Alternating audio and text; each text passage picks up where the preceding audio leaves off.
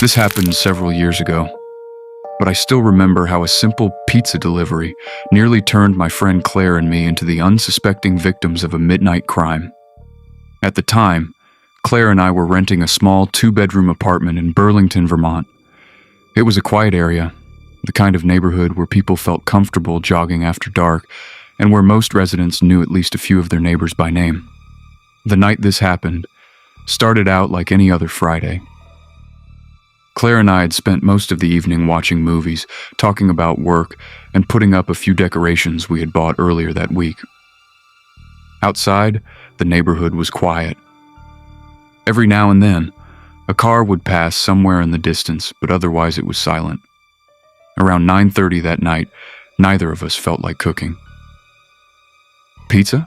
I asked. Claire immediately agreed. A few minutes later, we placed an order online and went back to our movie. At the time, it felt like the most ordinary decision in the world. Looking back now, it's strange how an ordinary night can suddenly become the kind of story you remember for years. About 20 minutes later, there was a knock at the door. I remember thinking the delivery had arrived surprisingly fast. When I opened the door, I saw a man standing there holding our pizza. He looked to be in his late 30s, tall and thin. His delivery jacket looked worn and slightly faded, as if it had seen better days.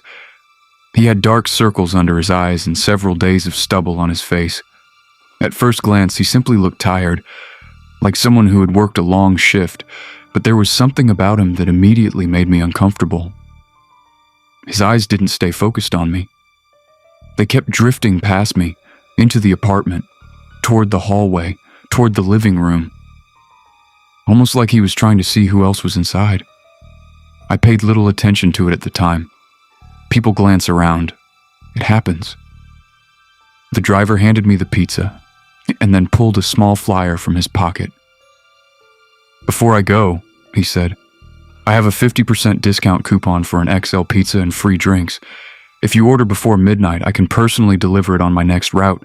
It would really help me hit my quota tonight." I forced a polite smile. "Thanks, but I think we're good."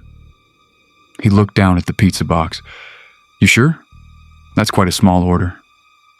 I laughed. I said, "It's already more than enough for us." Then, without thinking, I called into the apartment. "Claire, can you toss me my wallet? I want to give him a tip." "Sure," she called back. A moment later, Claire briefly appeared at the end of the hallway and slid my wallet across the floor before disappearing again. I handed the driver a few dollars. He accepted them, then stood there for a moment, quiet, thinking. His eyes followed the hallway where Claire had appeared. Something about that bothered me. Then he smiled, thanked me, and walked away. I closed the door, locked it, and felt relieved the interaction was over. About 10 minutes later, there was another knock. 3 quick knocks. I checked through the peephole. My stomach immediately tightened. It was the same driver. I opened the door only a few inches. "Is something wrong?" He shifted his weight awkwardly. "Sorry to bother you again." Then he lowered his voice. "Could I use your restroom really quick?" The request caught me off guard. There was a gas station less than a minute away, several businesses nearby.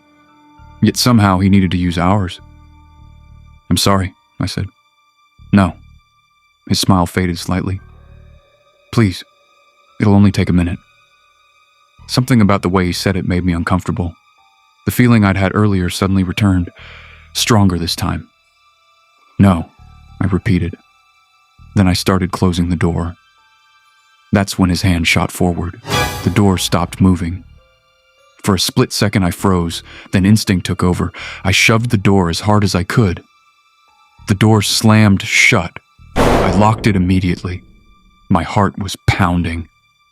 A second later, the knocking started. Far louder than before. "I really need to go," he shouted. The entire door rattled. Claire came running from the living room. "What happened?" I told her to stay back, but before she could move away, she stepped into view of the narrow glass panel beside the door. The driver saw her. Everything changed. His expression froze. He stared at her. Then he whispered a single name. Emily. Claire looked confused. Emily. He stepped closer. His eyes never left her. My name isn't Emily, Claire told him. For several seconds he simply stared, then his face twisted with anger. Real anger, the kind that instantly makes your stomach drop. You think I wouldn't find you? He shouted. You ruined my life. Neither of us had any idea what he was talking about. Claire backed away from the door. I immediately grabbed my phone and called 911. The dispatcher answered. I explained what was happening. The dispatcher told us officers were on the way and instructed us to stay inside. For a brief moment, everything became quiet. Then we heard glass shatter. Not at the front of the apartment, at the back. Claire screamed. Another crash followed. Then another. The driver wasn't leaving. He was trying to get inside.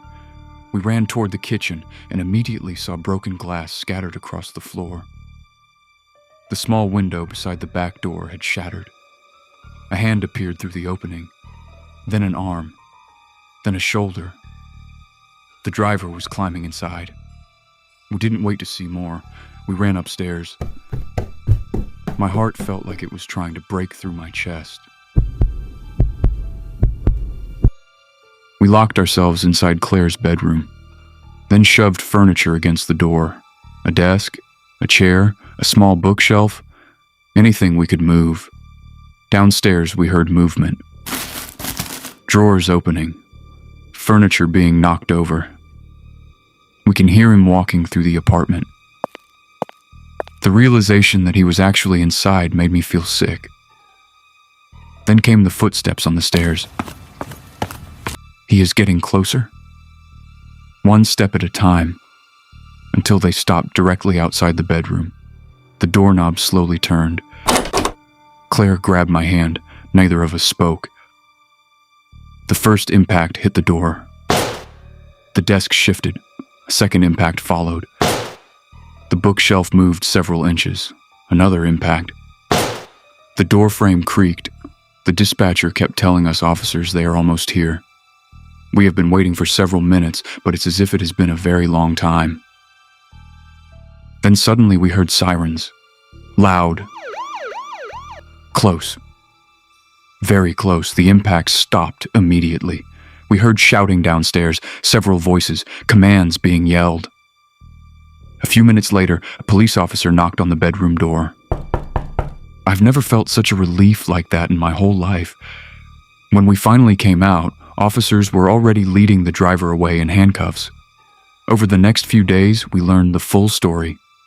Years earlier, a woman named Emily had lived in our apartment.